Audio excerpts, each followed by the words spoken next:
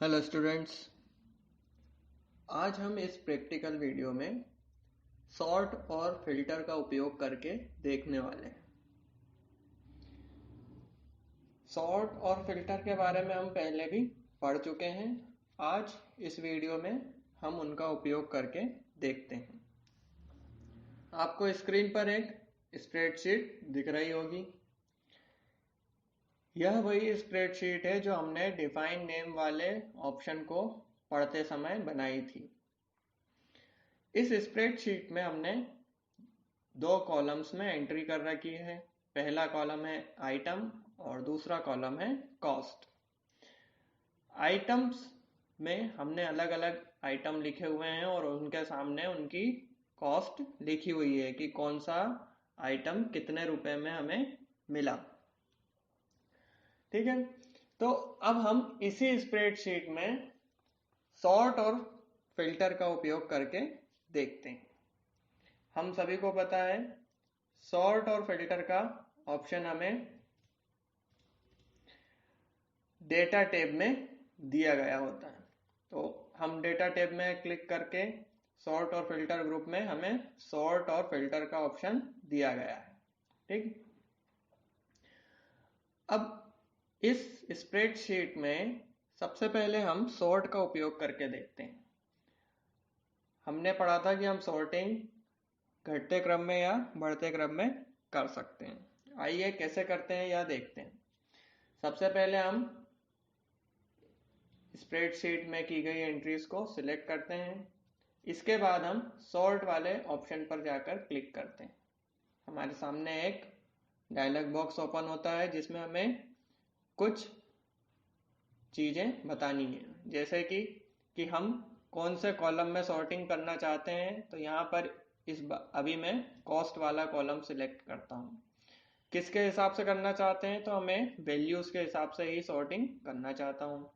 इसके बाद है स्मॉलेस्ट टू लार्जेस्ट। जब मैं इसके ड्रॉप डाउन एरो पर क्लिक करता हूँ तो मुझे दो ऑप्शंस दिखते हैं, स्मॉलेस्ट टू लार्जेस्ट और लार्जेस्ट टू स्मॉलेस्ट, यानी कि छोटे से बड़े में या फिर बढ़ते हुए से कम होते हुए में, घटते क्रम में या बढ़ते क्रम में, असेंडिंग ऑर्डर या डिसेंडिंग ऑर्डर। तो अभी मैं स्मॉलेस्ट टू लार्जेस्ट कर देता हूं। जब मैं यहाँ पर ओके पर क्लिक करूंगा तो यह जो स्प्रेडशीट है जिसमें मैंने एंट्रीज की हैं यह किस हिसाब से अरेंज हो जाएंगी, जिस आइटम की वैल्यू सबसे कम है वह सबसे ऊपर आएगा और जिसकी सबसे ज्यादा है वह सबसे नीचे आएगा। आइए करके देखते हैं। जैसे ही ओके किया हमने, क्या हुआ, जिन आइटम्स की वैल्यू सबसे कम थी यानी कि 5, वह सबसे ऊपर आ गए और जिनकी सबसे ज्यादा थी वह सबसे नीचे आ गई। एक बार फिर इसे करते हैं। सिलेक्ट किया, सॉर्ट पर क्लिक किया, यहाँ पर इस बार हम लार्जेस्ट टू स्मॉलेस्ट कर देते हैं। अब क्या परिवर्तन होगा, अब जो सबसे बड़ी वैल्यू है यानी कि जिसकी वैल्यू सबसे ज्यादा है वह आइटम सबसे ऊपर आ जाएगा। आइए करके देखते हैं। यह देखिए, जैसे ही हमने ओके किया, सबसे ऊपर कौन सा आइटम आ गया, जिसकी वैल्यू सबसे ज्यादा थी, चेरी सबसे ऊपर आ गया। ठीक, इस प्रकार से हम सॉर्टिंग का उपयोग करते हुए अपनी स्प्रेडशीट में एंटर किए गए डेटा को घटते या बढ़ते क्रम में अरेंज कर सकते हैं। ठीक है, अब हम इसी स्प्रेडशीट में फिल्टर का उपयोग करके देखते हैं। फिल्टर का उपयोग करने के लिए सबसे पहले हम स्प्रेडशीट में की गई एंट्रीज को सिलेक्ट करते हैं और फिल्टर के ऑप्शन पर क्लिक करते हैं। जब हम फिल्टर पर क्लिक करते हैं तो आप देखेंगे कि यहाँ पर दो ड्रॉप डाउन एरो दिखाई दे रहे हैं, ए में भी और बी में भी आपको ड्रॉप डाउन एरो दिखाई दे रहे हैं। चलिए, इस ड्रॉप डाउन एरो पर जब हम क्लिक करेंगे तो वह हमें सबसे पहले तो सॉर्टिंग के ऑप्शन देगा। सॉर्टिंग के ऑप्शन देने के बाद में नीचे वह हमें नंबर फिल्टर्स देगा। नंबर फिल्टर वाले ऑप्शन पर जब हम कर्सर ले जाते हैं तो हमें कुछ अलग अलग कंडीशंस दिखाई दे रही हैं। सबसे पहली है equal, does not equal, greater than, less than, greater than equal to, less than equal to, between, top 10, ऐसे कई सारी आपको शर्तें या कंडीशंस दिखाई दे रही हैं जिनके हिसाब से हम डेटा को फिल्टर कर सकते हैं, इस स्प्रेडशीट में फिल्टर का उपयोग कर सकते हैं। यह सभी क्या है, यह सभी शर्तें फिल्टर कहलाएंगी। ठीक है, मान लीजिए मैं लेस देन वाला ऑप्शन सिलेक्ट करता हूं और अब मुझसे पूछा जा रहा है कि कितना नंबर से कम, यहां पर मैं 80 लिख देता हूं। ठीक है, मतलब कि मुझे कौन कौन सी वैल्यू चाहिए, सिर्फ वही वैल्यूज चाहिए जिनकी 80 से कम प्राइस हो। ठीक है, सिर्फ वही आइटम मैं देखना चाहता हूं कि जिनके 80 से कम प्राइस हो। अब मैं ओके करता हूं तो आप देखेंगे कि वह मुझे पूरी स्प्रेडशीट में जो मैंने एंट्रीज की थी वह नहीं दिखा रहा है, सिर्फ वही एंट्री दिख रही हैं जो कि जिनकी प्राइस 80 से कम है। किसी की भी प्राइस यहाँ पर 80 से ज्यादा नहीं है। इस प्रकार हम अलग अलग कंडीशंस का इस्तेमाल करके सॉर्टिंग को और फिल्टर को इस्तेमाल कर सकते हैं। ठीक है, सॉर्टिंग में हम डेटा को अरेंज कर लेते हैं और फिल्टर में हम डेटा को अपनी शर्त के अनुसार, अपनी कंडीशन के अनुसार फिल्टर करके स्क्रीन पर देख सकते हैं। ठीक है, यह तो हुई सॉर्टिंग और फिल्टरिंग की बात। अब सॉर्ट और फिल्टर पढ़ते समय हमने एक और टॉपिक पढ़ा था जिसमें हम अलग अलग साल में, अलग अलग महीनों में किए गए खर्चों को कैलकुलेट कर रहे थे। ठीक है, तो उस समय मैंने आपको बोला था कि जब हम इसका प्रैक्टिकल करेंगे तब मैं इसे बेहतर तरीके से आप लोगों को समझाऊंगा। तो चलिए सबसे पहले इसे समझने के लिए हम एक उदाहरण ले लेते हैं। उदाहरण में मैंने यहाँ पर 2 शीट्स बना के रखी हैं। पहली का नाम मैंने ईयर 1 दिया है और दूसरी का नाम ईयर 2, आपको स्क्रीन पर दिख रहा होगा।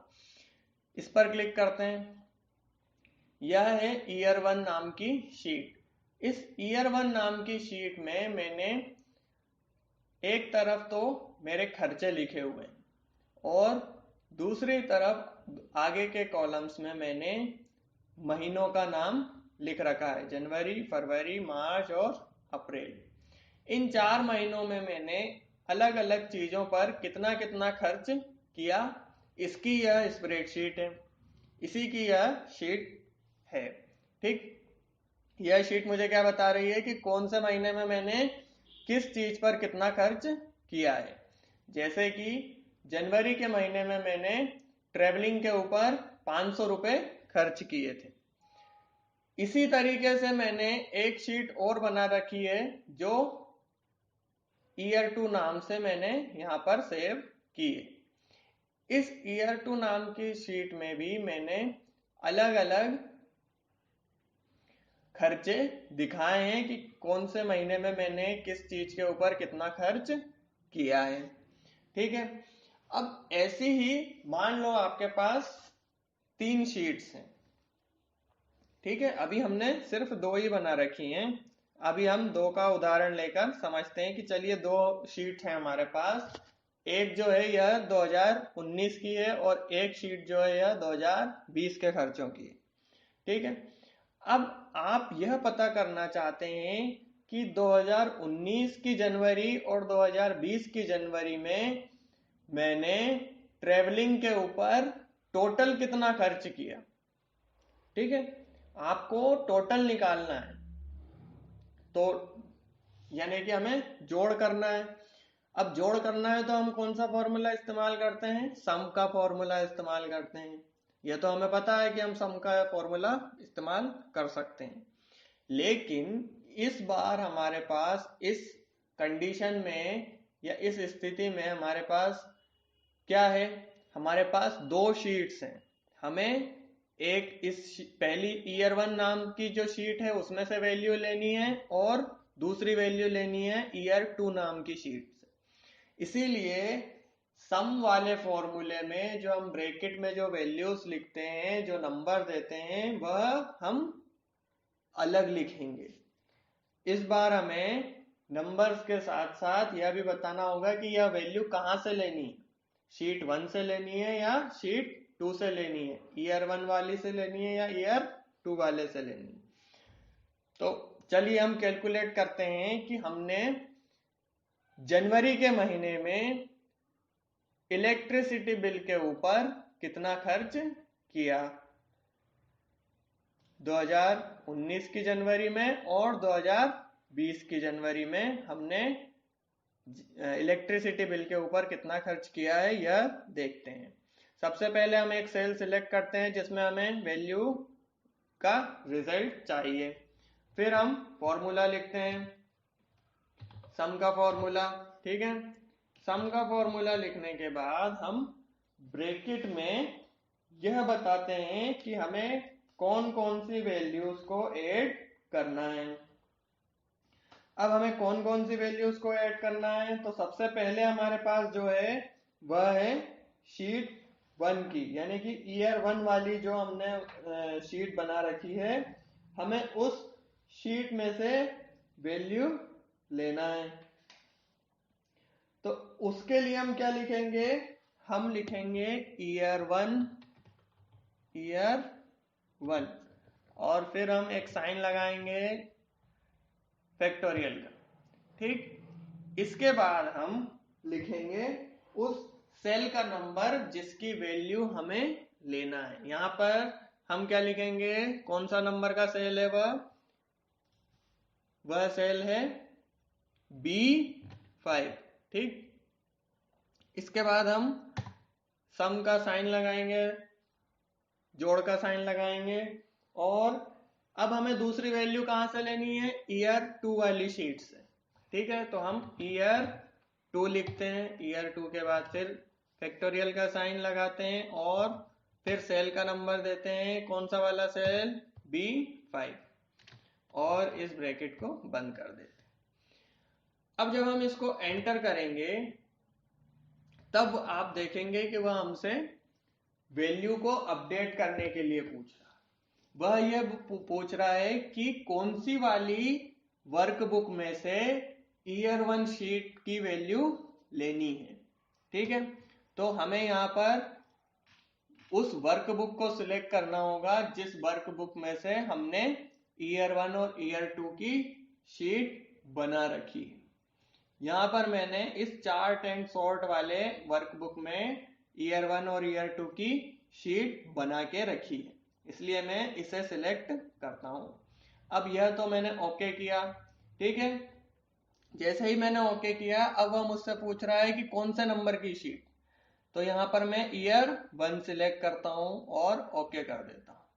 अब वह मुझसे ईयर 2 वाली वैल्यू के लिए पूछ रहा है, मैं फिर से उस शीट को सिलेक्ट करता हूं, उस वर्कबुक को मैंने सिलेक्ट किया, ओके किया, और इस बार ईयर 2 को सिलेक्ट कर लिया।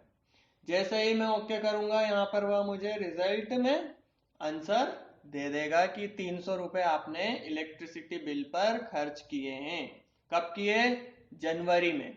कौन सी जनवरी, 2019-20 की जनवरी में, दोनों को मिलाकर 300 रुपए आपने खर्च किए हैं।